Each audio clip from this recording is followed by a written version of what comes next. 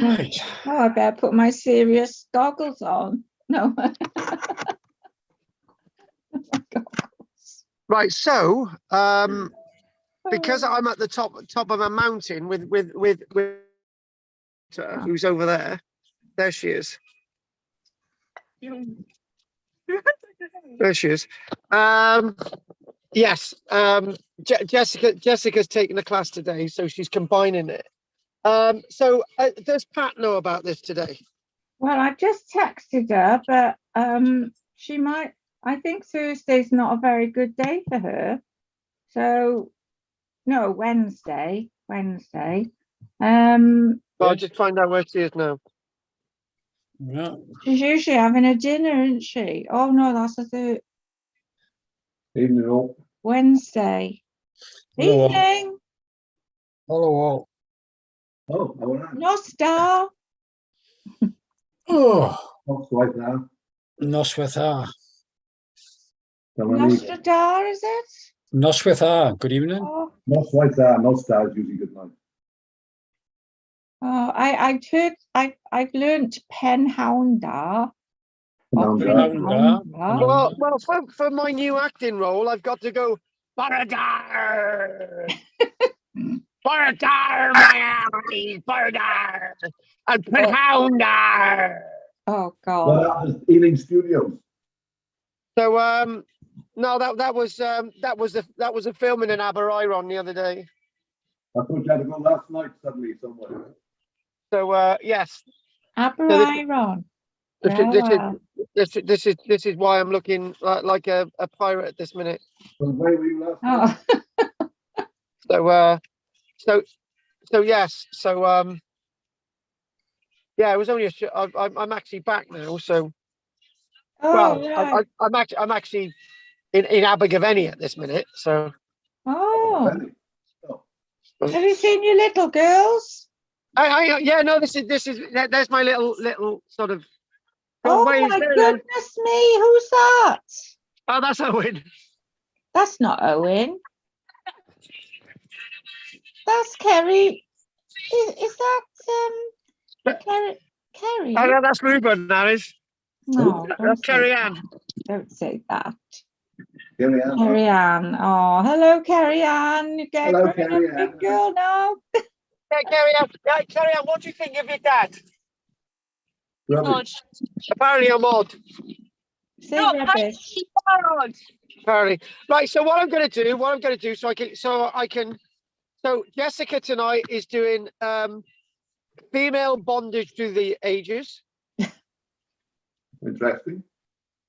I can't. Yeah, Jessica's doing famous women in history, including Anne Lowe, Carl J. Langford, an acting role. Karl-James Langford in a skirt.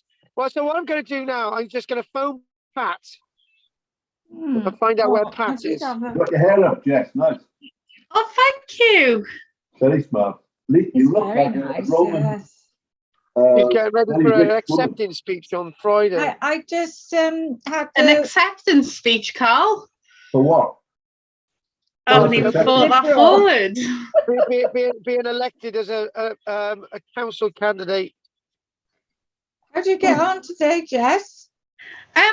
We've actually done quite well. I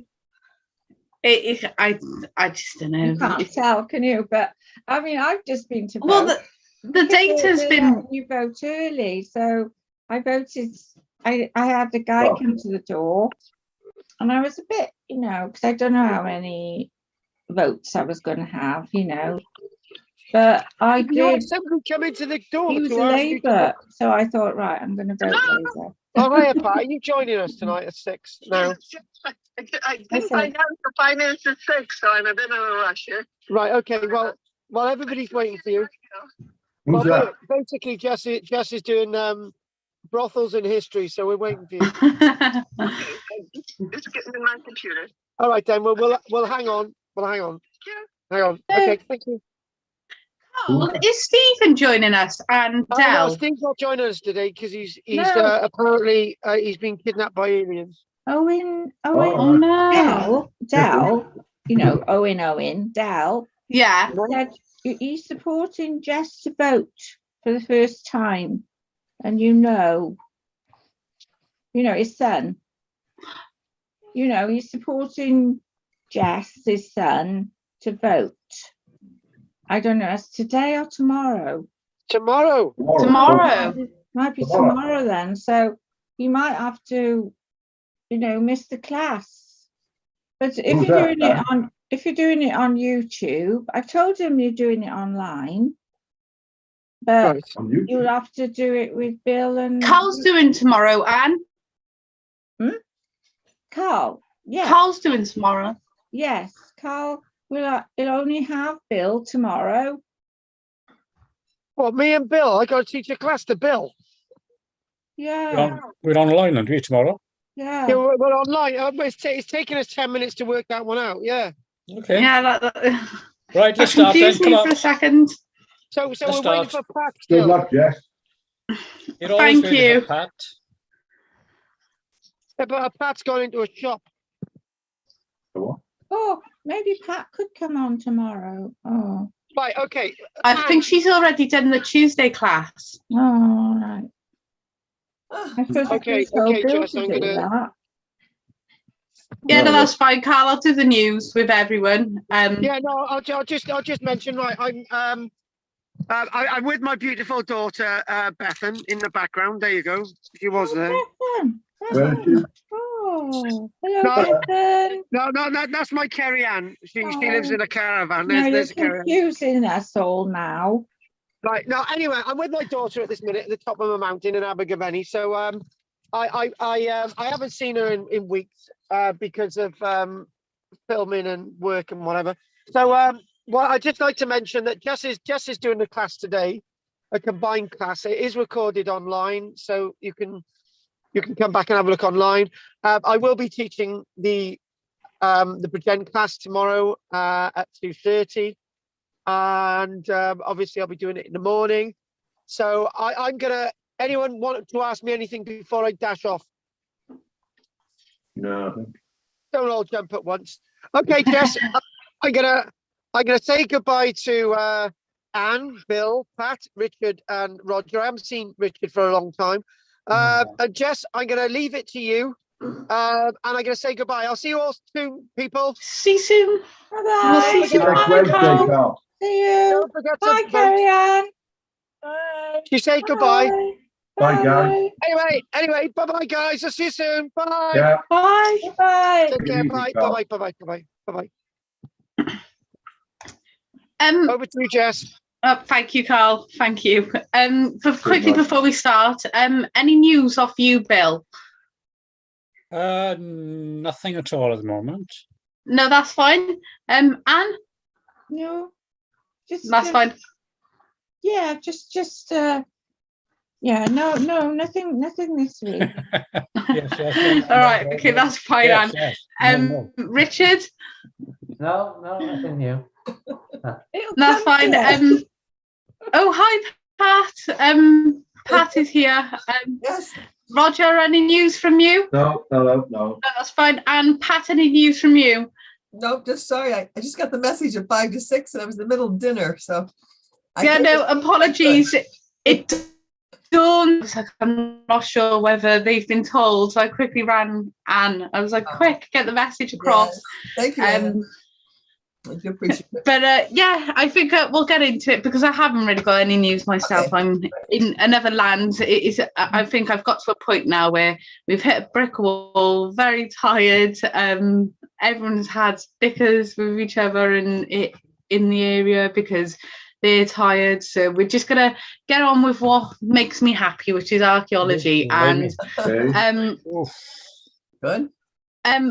we're doing the archaeology of strong and fierce women, and I thought this was quite interesting. What sparked my thought off was Carl was saying if you're doing a combined class, try and do something that's really different. So I thought I might do this because there's some sites here that I've never really heard of, and the level of archaeology that we have is absolutely fantastic.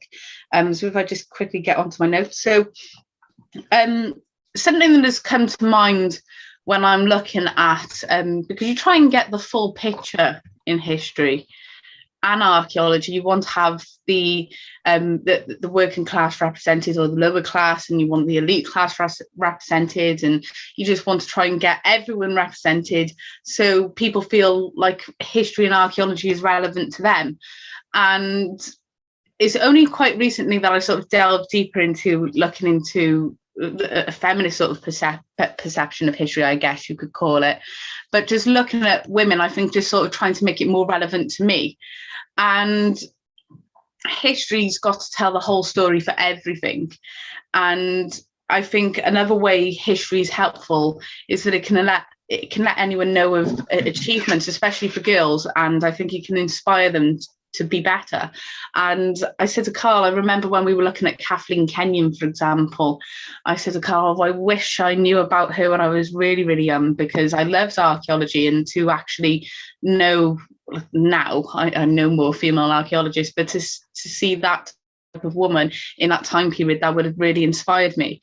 But I think for us, really, I think we can look at the different angles of it and understand different sort of sides to it as well, where we can have a better image portrayed. But I found a figure quite recently that surprised me. Well, it doesn't surprise me, but it does a little bit, because I can talk so much about women in history, really. And I found out that 0.5% of recorded history is occupied by women. And so women have been written out of history, and there is a fantastic article by English Heritage that talks about this, and they just look at how possibly the reason why we talk more about men is just because it's a practical idea, because it's just what we have available. And now things, when we look at history and archaeology, things are starting to expand and develop, and this is when we're allowed to look at certain areas that we might not have many written sources for.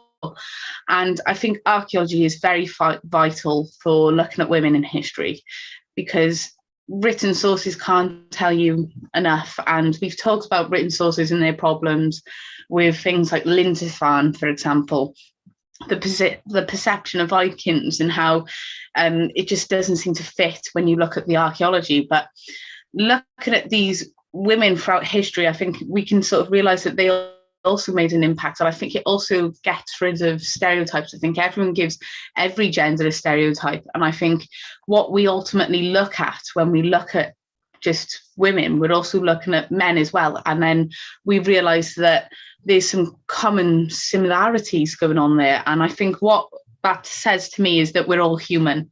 That's what it all boils down to. And it's just looking at humans, really, and how they live. So, oh, sorry, my mouse is not working. So I picked this site, which was really peculiar to me. Something that I come across a few weeks ago, and I remember looking at it and thinking, oh, I wonder how I could fit that into a class, because normally I do historic Wales on a Wednesday, and I was just thinking, how could I fit that in, because it's just one of those really strange pieces of evidence that you can have through archaeological evidence. And as these skeletons, it's the way that they're sort of positioned. This is in the eastern region of Russia, and there's unearthed some fantastic archaeology here. And what we see here, more so with the front skeleton that we're looking at here, we see this more than anywhere else, but the leg is sort of positioned this way, and this is meant to represent sort of being sat on top of a horse, riding a horse. And there was lots of other evidence being presented here that can tell us more of a picture of these women. And I showed that these women in this time were very strong. So if I just quickly get my notes up here, because they're all over the place, so give me a second. That's not it. Where is it? Aha, there you go. So they've been described as the real life Amazon warriors that have been found in Russia. And this is all these objects that they're finding is pointing towards of the existence of these female warriors. And I think they oozed so much, sort of high status and respect, and you could just tell that they had their identity on the outside, especially with the burials, that people would know who they were. And that's the point of what we're finding here, such as headdresses. You could spot them out in amongst anyone else. And these women, they thought to be most likely nomadic Timofean warriors, and they would have populated this area of southern Russia. And they would have created this society of women, this matriarchal society. And there's lots of information being brought forward here. There's been the topic of discussion for a lot of archaeologists and historians. And I think what we're seeing here is that a very unusual burial that represents that culture. They kind of put their identity even into after death. So it's not just about what they're wearing, but it's the way that they're positioned. And I think it just shows you how horses were a big part of who they were, really, to a point where they have to represent them in their burials. When I did see this at first, I thought, what the hell have they done with the legs? But you can kind of, when you start to see that interpretation, you really understand it. But this burial site in itself, it was huge, it was massive. There was lots of evidence being brought up here. And if I quickly get rid of this a minute, sorry. These are the sort of things that they were finding. So we have a reconstruction there of what that headdress could have possibly looked like. And in the top left-hand image, that's part of the headdress as well. You have a lot of this pottery being found here as well, which is really significant, because I think for here we're not just seeing these strong, powerful women were warriors. That goes against this interpretation, because I think one thing that we find this quite interesting with all of this is that when archaeologists look at this, so really old archaeologists at the beginning of archaeology, when they look at these burials with warriors, the first thing they jump to is male, and is those assumptions that is a very manly thing to do. And what archaeology is being presented forward, because they looked at the DNA of these individuals and they start to realise that they were female, it goes against that assumption. And I think it just provides a bigger image that not everywhere is going to have the same evidence as some areas. And so it's best to compare, but it's also good to look at the full picture. And I really like that reconstruction. Sometimes I just love looking at the reconstructions that you can find in reports, because they really do have some skilled artists with them. But just like we have skilled artists representing the fantastic archaeology, we also have fantastic archaeology that's shown how skilled this community was. Just looking at the pottery and the patterns on there, and the different types of shapes, different types of scales, and you can see the different type of clays that are being used for this as well. And this is really significant, because they found lots of these fragments of pottery, and as you can tell in the piece in number 3, they actually fitted it all together. But this was telling us that it seemed like the pottery was also part of their identity. And we see this with trade throughout history, like I've discussed with medieval pottery, Bristol having their own ham green pottery and that being distributed throughout South Wales. And then you see places like Carleon trying to make their own sort of version in the medieval period. Is a way of putting your identity out there. And I think it's a way of also showing that you're not just skilled, but I think you can attract traders, and you have that trade, and you also have that wealth and luxury to own such things. But this headdress is absolutely beautiful. This was something that would have been more ceremonial, I think, rather than in battle, because I can't really see that being a very easy thing to wear if you're fighting someone and you just want to take it off. But then at the same time, it's not as sort of just on the head. It does enclose over to the ears. But the condition of these archaeological finds are absolutely beautiful. They're in pristine condition, and is in superb condition because it's located in a location near the Don River, and this has helped preserve all this archaeology as well for us to find. And the headdress was only found on one of the women, so there's been a lot of discussion on whether this one female was more of a leader or just more of an important figure for the whole group. But it was a group burial. Obviously, I'm only showing you two here, but as you can see from this image, you can see some pottery in the corner over here. So it seems like they weren't burying them all together. It was sort of all over the place. And you see another individual here, her legs aren't as sort of widely spread as the other one. So there's a discussion on whether they were all warriors or whether one of them was. And I personally think if we're looking at the evidence and this one woman having the headdress, I think she was the warrior of the group. But it was a group burial. I think it was communal. I think it also understood that everyone was just as important as each other. And so that's why people get buried together, because you want to keep everyone together in death just as well in life. And I think that the only way that they could sort of represent their identity is the way they're positioned in their burial. Just like this warrior woman, she really had stuck out here. For the group burial that they had, it was these burial mounds that they had found, and scientists did mention at one point it was ravaged by warriors, which not warriors, robbers, which is unfortunate.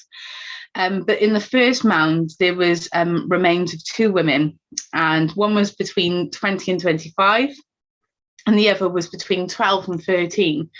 And they were surrounded by more than 30 iron arrowheads. I think I've got an image of it.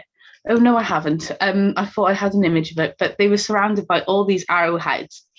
And they found pieces of a horse harness near them, and iron hooks and knives, and even animal bones, which were likely belonging to a horse.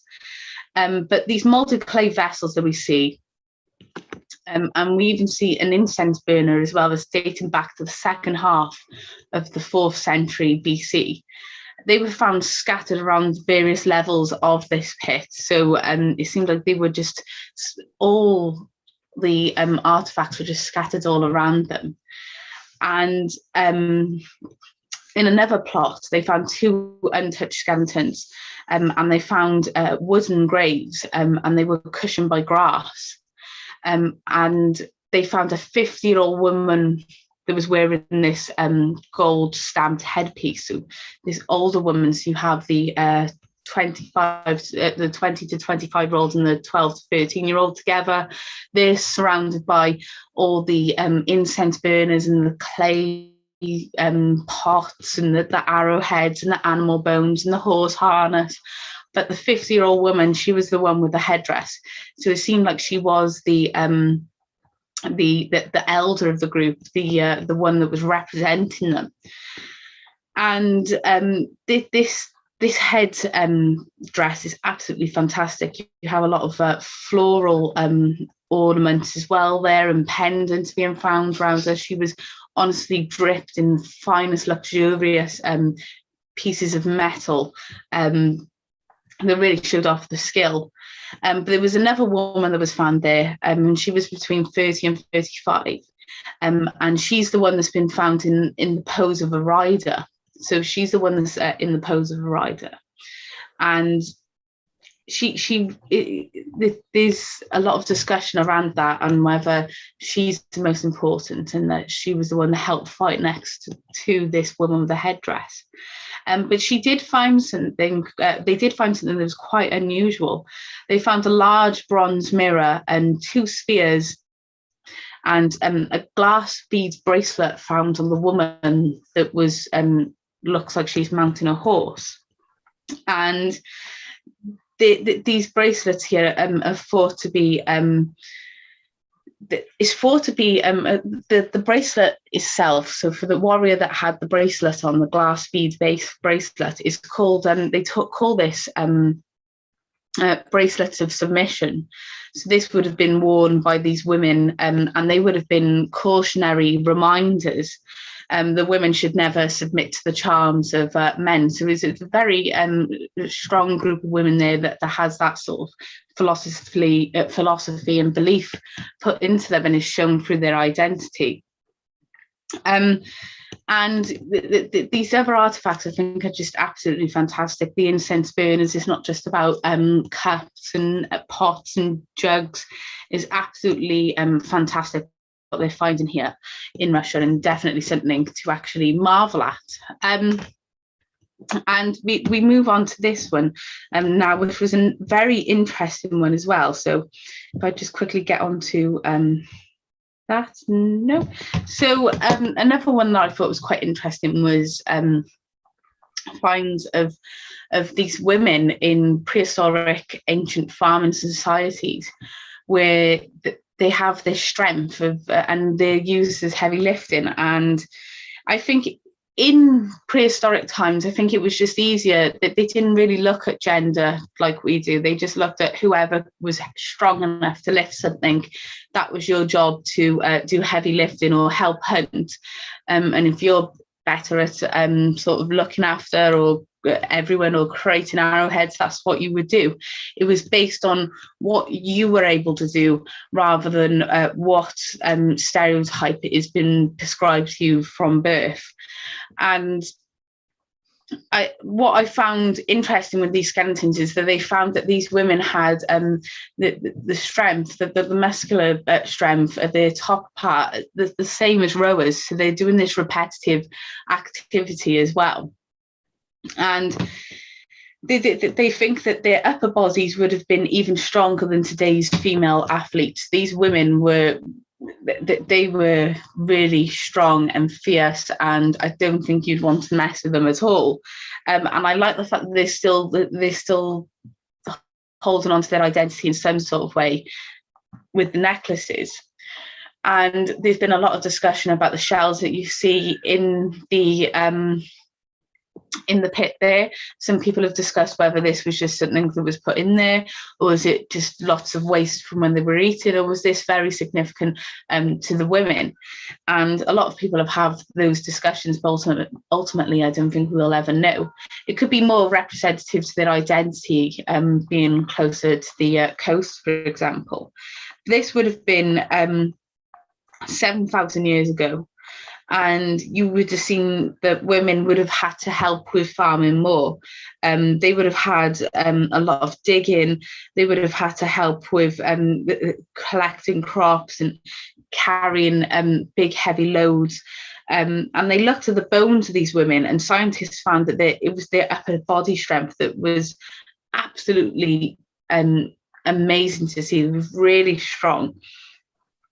And this sort of changes this popular sort of assumption and notion that basically women were the gatherers. And I think it just brings it down to it is more logical and practical to see who could be up for doing that. But I think when we look at this, I think it's quite interesting, because I think someone here, so Alison McIntosh here, she talks about this. She talks about how we do oversimplify the prehistoric period, and I think we have to give them more credit. They would have known that people would have had strengths and weaknesses, and they would have given them jobs according to that as well. I think we kind of see them as a very dumb lot, and I think really they would have really used their brain to actually work with a much more harder environment and climate that we would have experienced as well. And I think it's important that there would have been divisions of labour being used here that's the same as today, and it is all about what you're capable of and what you can do as well. And I think the reason why we have the assumption that women would have been gatherers is because there hasn't been a lot of discussion, I think, in women. And I think just clearing that up kind of helps bring a new argument together when you look at both genders of men and women, and you kind of see that basically we're all human, and that's what it all boils down to. And I think it just brings a whole different sort of perception that we can have a better discussion then in the future once we clear things up. But they found that the bones that they had were that they would have been stretched and twisted throughout the lifetime, and this would have been in response to repeated stresses like lifting and pulling and even running. And you can see how this was their bones sort of changed alongside with the changes in from hunting to farming. And it's quite interesting because you see that even men, for example, their bodies changed in terms of their legs and even in terms of their muscles from being constantly on the run. And you can see that things become a little bit more rigid. But you can see how women's shin bones, for example, they didn't change much. So men's did, so their shin bone would have changed. That their shin bones, if men have been found, for example, in Europe, they would have been rigid and bent, but women didn't really have that. And I think it just shows that there was divisions of labour, and I think that sometimes women could have done a lot more heavy lifting. They could have helped out more physically, but there was just certain things that they just couldn't do, and it just shows that sometimes it's just based on that practicality rather than just looking at what gender you are. But a lot of people have done lots of discussions on these individuals, and they found that this Alison woman, she'd done a 3D laser imaging system, and she found that there was she was able to record models of 89 shin bones and 78 upper arm bones from these women that lived during the Neolithic, the Bronze Age, the Iron Age, and medieval periods in Central Europe. And they found that this was the same or even better than accomplished runners, football players, soccer players in America, if you want to say that, and even rowers. So you can see how they would have been very active individuals. And they even x-rayed their leg and arm bones using a scanner as well. And when they looked at the bone shapes, they looked at the bends and the twists, and it indicated how much muscle was packed on to those areas. And they then compared them to those of, for example, they looked at the athletes of today and their bones and how the muscle would have affected their legs. And then they compared it to the bones of these women. And they were able to find that these women were definitely more stronger in the upper part. And they found that the women's a woman's leg length would have stayed the same from this time period, but it was the upper arm bones that a new pattern had sort of come forward. Prehistoric women were about 5 to 10% more, had 5 to 10% more arm strength than a modern female athlete in present day, which is quite interesting. And they found that, in fact, looking at prehistoric women, they represented more with modern rowers, and they specialise in repetitive, lots of pulling strength as well. And you kind of see this kind of strength needed for ditches, by digging them and heaving around crop baskets and equipment and grinding cereal grains. And prehistoric women had more variation in strength than the modern woman that we have today. And this means that in early agricultural societies, women would have had different specialities when it came to heavy manual labour. And whereas men would have split their time between farming and more lower body intensive tasks like running and hunting. So the findings that they had were quite convincing of this to explain why certain bone diseases like osteoporosis that are so common in women today, and it's because of things like this. Evolution may have shaped how women's bone structure deal with the stresses of life on the move during hunter-gatherer times, and the rapid shift to more stationary farming focused life may have led to weaker bones. So even just looking at this, we can just learn more about ourselves, and I think even the origins of certain diseases as well. But you can see how there's a lot of nutritional changes as well that happens in the agricultural revolution that would have affected everyone in the community. So they would have been eating less meat, and there would have been more grains and vegetables, which would have helped shift bone and muscle strength. But there's still a discussion going on how precisely ancient men and women split up different chores in the community as well. So we move on to the next one, which is a really interesting one. Unfortunately, the image that I had of this find is not the best one. I think you can kind of see it there through this kind of image. If I can kind of find this, where I put this. Oh, if I put that back on there. So there you go. This is the 9,000-year-old female hunter in Peru that was found. And you can see the care that's going on with this archaeology, using brushes and digging away and kind of looking at the layers as well. And you've got someone collecting all the archaeology. And there has been reconstructions on what this woman would have looked like. But this is in the Andean highlands of Peru. A 9,000-year-old female skeleton was found. And you see that there's elements of this hunting kit, they described it as here. And this changed and it challenged really this widely held principle about ancient hunter-gatherers, that males hunted and women were the foragers. But we have a Dr. Randall Hass, and he's from the University of California. And he's an archaeologist, and he goes with a group of colleagues. And he has published an article on this subject in the Journal of Science Advances. But in his article, he talks about the remains that had been found, and he traces them back to a young woman who has an active role of a hunter of game. So the reconstruction they have of this one woman is that she's hunting game, and she knows how to do that, and she almost has like these very thin spears she throws at them and she kills them with, and you can see her killing llamas, for example.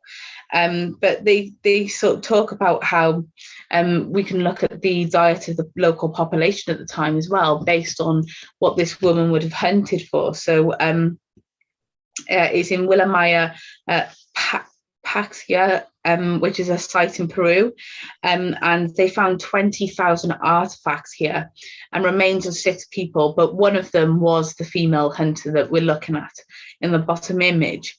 And this female hunter is really unusual, but his colleagues and has talked about this female hunter in the article, and he sort of makes a broader, more complex statement about the division of labor at the time of the ancient Americas. They even argue that current research shows that individuals of both sexes participated in hunting activities, and this shows a certain sort of level in roles.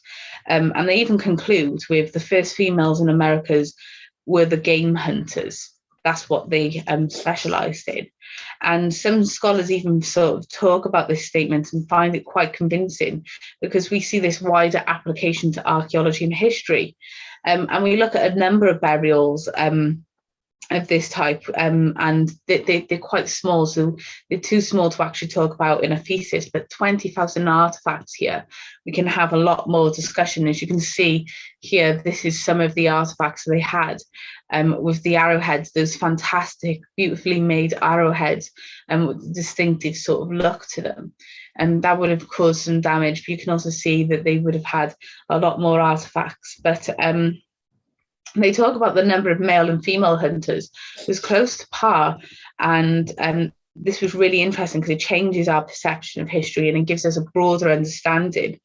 So they have a look at of the data here, and it's been described that they were well reasoned, and they have brought forward an argument that's really relevant for future arguments and discussions. And we know that authors may sort of further question gender roles possibly with this and what was meant by them. what they're saying here is that there's a really refreshing contribution here to the study of hunters in ancient Americas. And I think what we see is just a lot of assumptions that hunting was mainly a male activity.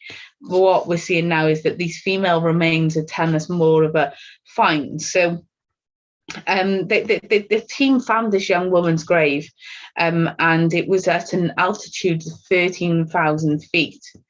The first investigations here were in 2013, where some artifacts were found, but when they got to 2018, that's when they started to excavate, and they found 20,000 artifacts and 6 individuals.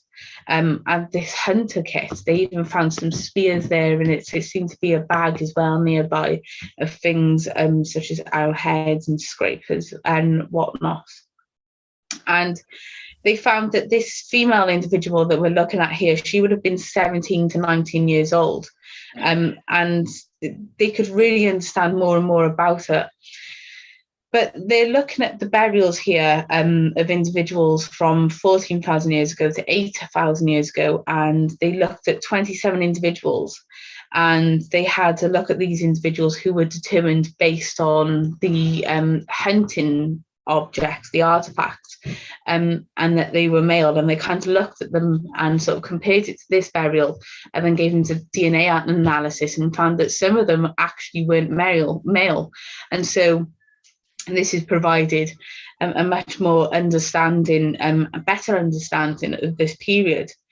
But they found that I think it was 50% of those individuals were female, and they would have been game hunters.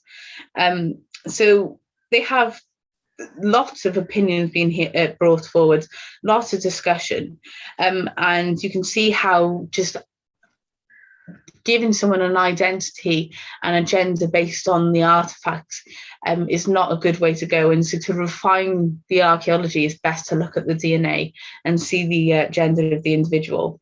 But we can see how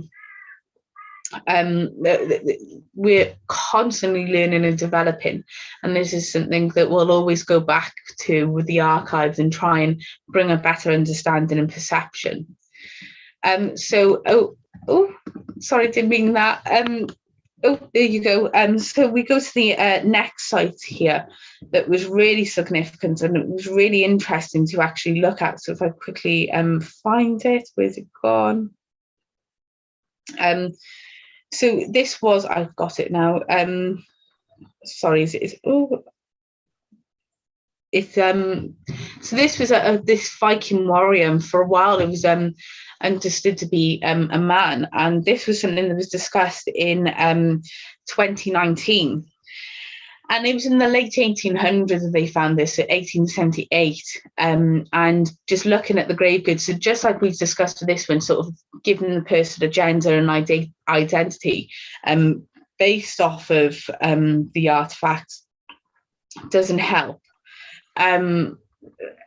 This is what they found here. So in the 1800s, they were like, right, this is a male. And then they found out on further inspection in real time in 2019, they found that this was actually a female from the DNA testing that we're looking at. So an old Viking town, this would have been on the outside of Stockholm in Sweden. There would have been, there is 1,100 Viking graves here. And this burial was very significant because it's changed what we know, what we think. And this individual is a very interesting individual. I think it brings it forward a discussion that I've kind of been interested to talk about. So I'm just quickly just going to have a drink.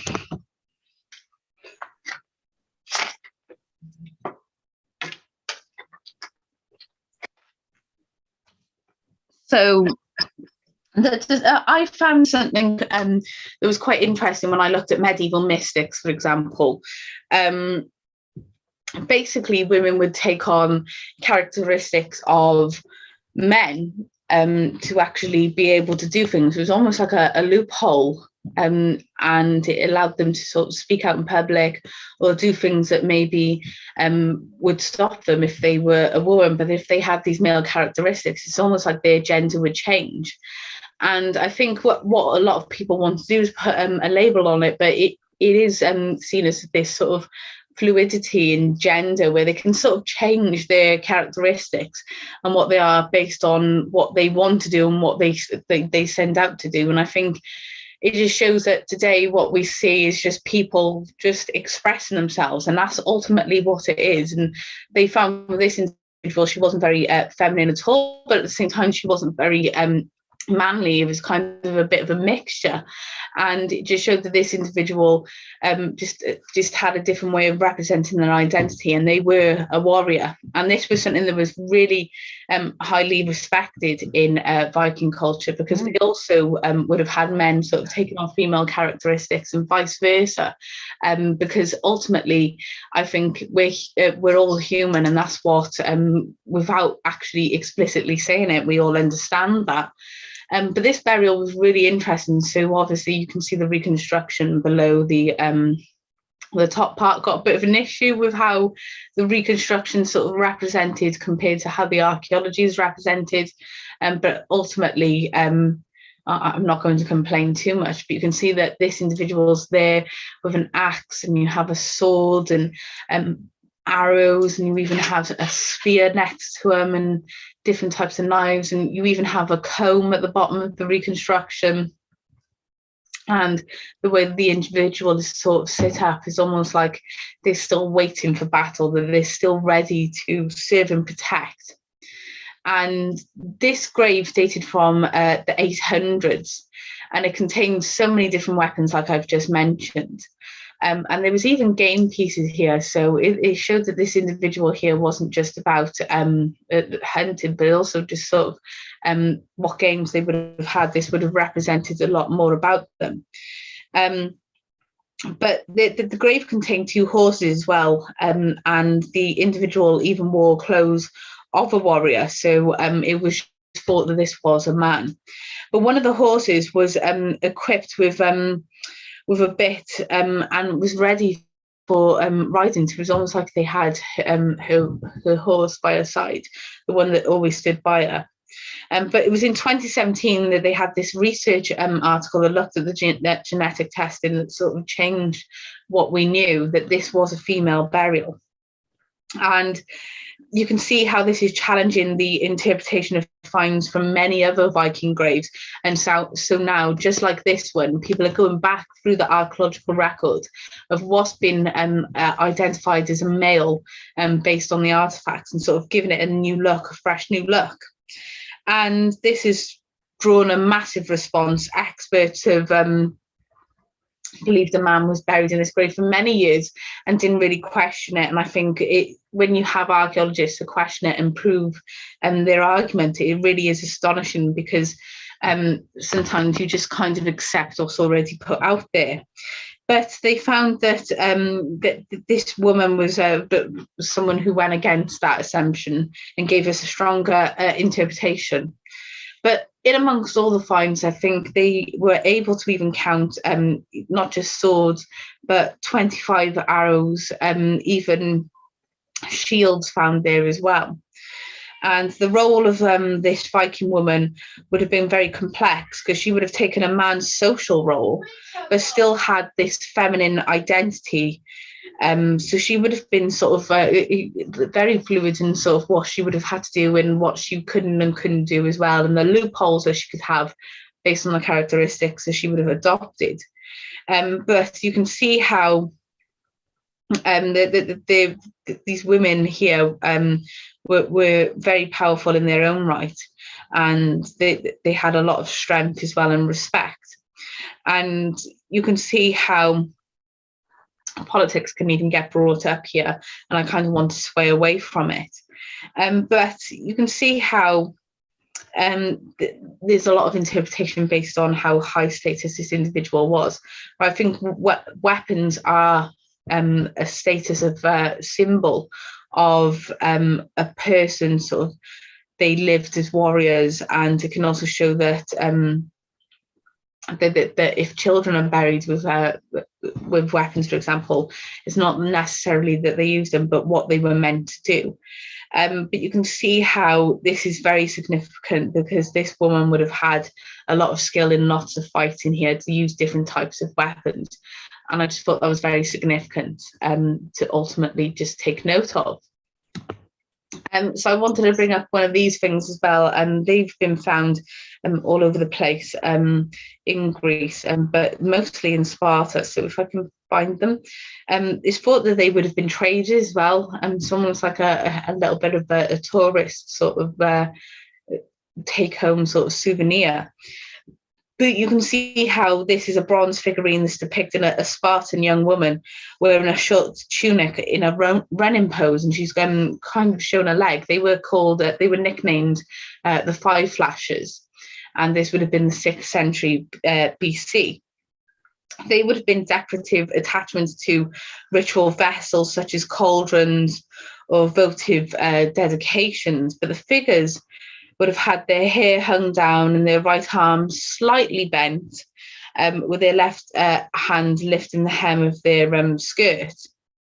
And this would have exposed the left thigh to ease movement, and their legs in full stride here. And there's about 40 of these little sort of figurines being created during this period, that are showing even Spartan women not just running but dancing as well. But you also see things of Spartan women depicted playing sports in nude as well, just as well as Spartan men. And this was absolutely fantastic, because they were able to figure out the workshop that they found of this. But these women have very muscular legs and arched and swelling thighs, and you see this sort of immature sort of chest in female figures as well, but you have long faces with strongly marked facial features. And these were traded as well, and they've been found in regions outside of Sparta. You can see one in the British Museum, and that you can see how the one in the British Museum, she's more or less naked, but this was the sort of Olympic Games of the time. They would have had a series of athletic events where only women athletes would have participated, and this is one of the female athletes. And so this is something that they would have taken home, anyone that would have seen all of these sort of competitions, almost like a souvenir. But you can see there's a piece as well in the National Archaeological Museum in Athens, and they're all different, and it's quite interesting just to look at. But you can see that there's a similarity when it comes to sport, and I love the sport, of women to men in this time period. And I just want to sort of leave with this one as well. So if I could quickly find the note of this. This was a really interesting as well, one as well, because this was bringing more forward a different interpretation to discussions of archaeology, and this was bringing in cave art. And I want to bring cave art as well, because it was really significant, I think, to look at cave art. It's almost like it's the history that's been written down before history is written down. But the cave art that we see here is something that's found throughout the world, all different types, depending on where you go, and it could be significant to the culture of the community that's living there as well. Hang on a minute, if I could just get this to work. So looking at this, they believe that and they think that the first artists would have most likely been women here for this. And this was discussed in 2013. And the National Geographic actually has a discussion based on this. But 3/4 of handprints in ancient cave art were left by women based on the study finds. So it's mostly with the oldest known cave art, but most scholars have assumed that these artists would have been mostly men again. And you kind of see how we change that perception. And there is possibly due to there's a male bias in possibly literature for a long time, but we're starting to see there's the assumptions being broken and challenged, and we have an all-round perspective. We have more of an understanding of life in the prehistoric times than any time when we have these discussions. But when you look at these hundreds of hand stencils, for example, on cave walls across the world, they start to find more and more out. So unlike men, when you look at a woman's index and ring fingers, they tend to be equal in length. Which is not true when it comes to me. But the analysis, when they had a look at this, so there was an individual who was an archaeologist, Dean Snow of Pennsylvania State University. He had a look at the handprints taken from 8 caves across France and Spain, and they would have been ranging from the ages of 12,000 years ago to 40,000 years ago. And they were running the measurements through an algorithm that they had. They were able to come up with a conclusion based on the data and determine that 3/4 of these caves and their art belong to women.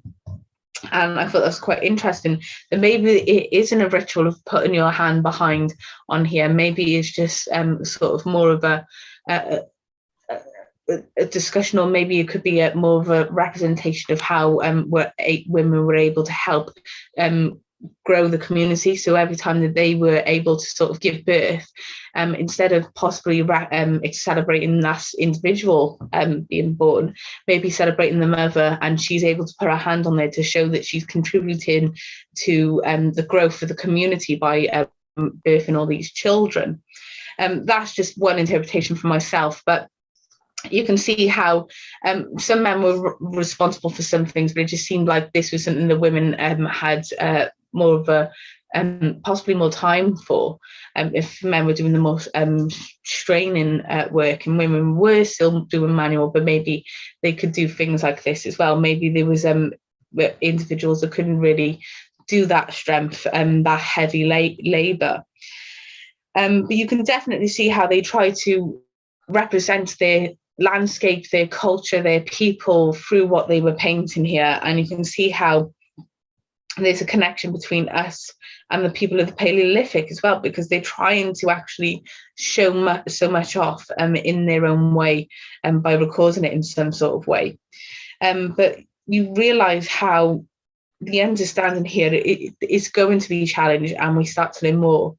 But I thought it was really interesting to look at this. They looked at lots of books and evidence of cave paintings that have gone missing, and they could kind of see that there was a similarity with the hand, and they realised that it was definitely a female hand in some of these. But this new study has brought out more of a discussion, more and more people trying to find evidence, and even looking in their own sort of region. But you can see how this could have shown that maybe if we're going down the ritualistic part, the women have possibly had more of a sort of higher role to be the one that sort of represents everyone with the spiritual world. But also you can see how this was definitely a very significant and big breakthrough for archaeology. So I thought that was quite interesting to look at. But if we look to the conclusion, when we look at the stories of women, they have been written out of history rather than written in. And I think with times changing, with different perceptions, different types of people going into academia, we can see what we're getting is different type of story, and what it means to be human. And rather than it being what it is to be a man or a woman, we'll end up with that discussion on what it means to be human. And I think it just opens up a better perception of history, and we can understand things a little bit better, and we can push gender roles and stereotypes out the window and kind of look at things as a human, what they would have had to do with their experience and how practical it was for them, and how we can challenge the older historians, the past historians as well. But bring women to the discussion as well, I think it helps open up history and archaeology to young girls and show them what could be relevant to them and help them sort of put themselves in the image. So what I'll do here, if I press escape and stop share, I'll ask Anne, is there anything from you, if you'd like to ask anything or even add? I just I think it's great that they've got all these this new technology now to measure things and you know, to prove and disprove about the roles of men and women, you know. And I was just thinking, you know, like Viking women, I suppose if the men are going off, you know, pillaging or whatever you thought they did, you know, the women would be left on their own, and so they would have to be able to protect themselves, wouldn't they? The Exactly. same in the steppes, you know, in the, you know, the Scythian women, you know. I would imagine that there would be a sort of hierarchy of women that would look after the women when the men had gone hunting, and you know, they would just have to get on with it, you know. And so yeah, it's great that they can find these things out and look into them a bit further and help everybody. Yeah, no, definitely, Anne. I think it does sort of bring a wider perception, I think, a bigger sort of image of what's going on. Yeah, we can sort of... there's bound to be single, you know. My mum, she was a single parent, and she most of the time, and you know, she had to do everything, like decorating and you know, and if the chimney went on fire, you know, she'd have to take the fire out into the garden. Things like that. So yeah, it was quite funny, really. But I remember my mum doing her own DIY. It can be more relevant to us as well, I think. Sort of looking at it that way. Well, I think that's it, really. We're changing, you know, and our perceptions are changing now from our experience of with our own lives. You know? Definitely. Definitely. Thank you, Anne. Yeah, thank you. Richard, anything from you? Oh, Richard, you're on mute. No, nothing really to add. Interesting checks and everything. So. Thank you, Richard. Thank you. Bill, anything from you? Fascinating. I'm not surprised at all at anything you told us tonight, Jess, because Wales in particular, especially the last 200 years, has been a matriarchal society. It's the woman who's run the home, looked after the children, controlled the budget, and controlled the man in many respects, you know. So maybe it's always been like this, you know. Women genetically are stronger and more able to do this, to actually control the lives of their men. Yeah, definitely. I think for us who are interested in archaeology and history, I don't think it surprises us at all.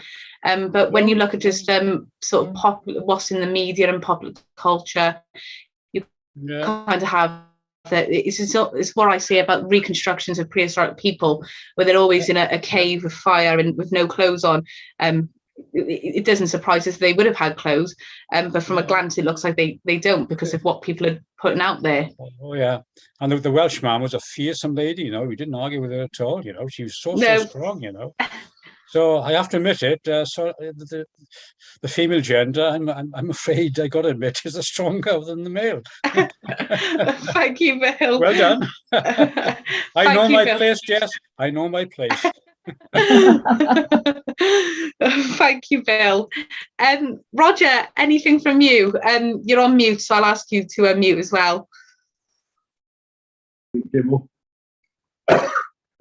Well, the new ideas, because it's puzzled me sometimes. Sometimes with certain privileges women didn't have, voting and all that. Yet, why not? And another group, they've got a talk next week on the emancipation of women. I'll be the only male there. But yeah, definitely. That reveals a lot. There was a lot there before, but I think, well, until recently, women were too busy with all the children, bearing them, feeding them, and all that. They had to be there for it. So naturally, they were running the home because that was where they all were. The men were out getting the money and hopefully repairing anything. A lot of it was centered around that family unit with the women and the children. They didn't have a chance to go wandering around the same because of commitments home. You know, so interesting how it's changed, because now women don't have all the children. So now they can use their intellect as good as any man. And I think it definitely reflects on the past and how we have things change. At one point of women being at home, that's what we saw it as, whereas now we kind of see this division of labour. But I think the Tudor period, the way that they would swaddle babies and then hook them on a nail in the middle of the wall while they carried on with their work, you can imagine that being done by prehistoric women, possibly in a different sort of sense. But maybe that's another way of how children were sort of dealt with while they were doing all sorts of these activities. Well, they could have had a woman that had the job designated to her to look after the children, while the other one hunted, and just like we would have split things up, it would have been best on their skills and attributes, I think, as well. And they're definitely more intelligent than what we give them credit for. Oh yeah, fair. No, thank you, Roger. Thank you for that. And Pat, anything from you? No, I thought that was wonderful. You know, finding these two women. There are how many buried with the headdress? Were there 3? There was 7. 7 of them. Yes. 7, yeah. Amazing. Yeah, it definitely was. Good to hear. I did wonder if perhaps they were just a bit too small for the grave. That's why they had to bend the legs. But I think it was a big grave, wasn't it? Yeah, definitely. It was really huge. It seemed like it was a big pit where everyone was put together, but had their own little spaces and their own little plot. But yeah, it was definitely interesting to actually research myself. So I'm happy that Carl gave me the opportunity. But unfortunately, I won't see some of you tomorrow, and I'll see all of you, well, some of you next week, and hopefully, Roger, we have our Cardiff class open. I was going to ask about that. I need the number. At the moment, I've got other things on, too much on to be there every Monday, which is what it is it? Oh, right. Okay. No, that's fine. I'll give you a message and we'll sort that out. Yes, it's perhaps one Monday in the month. Can I have your number or when? What I'll do, I've already got the number, so I don't want this going on YouTube. So what I'll do, Roger, so you're not putting it on YouTube, so no one actually prank phone calls you. I have your number, so I'll give you a message straight away after this. Yep, thanks. No, perfect. Keeping that data confidential. You never know what people are like out there. But thank you, everyone. Take care and go and vote tomorrow. No matter what it is, go and vote. Okay. Take care. Bye, everyone. Bye-bye. Bye. Bye. I'll see you next week. See you next week. Bye. Okay. Bye. Bye. Bye. Bye.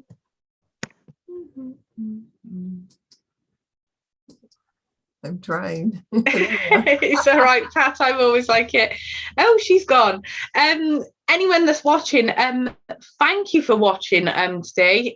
Could you like and subscribe? We do classes 6 p.m. till 7 p.m. on a Wednesday. We normally have a class from 7 p.m. till 8 p.m., but I combined them today. And we will have a lesson at 11:30 tomorrow until 10:30 tomorrow until 12:30. And then there's another class from 2:30 to 4:30 tomorrow as well. But like and subscribe, it really helps.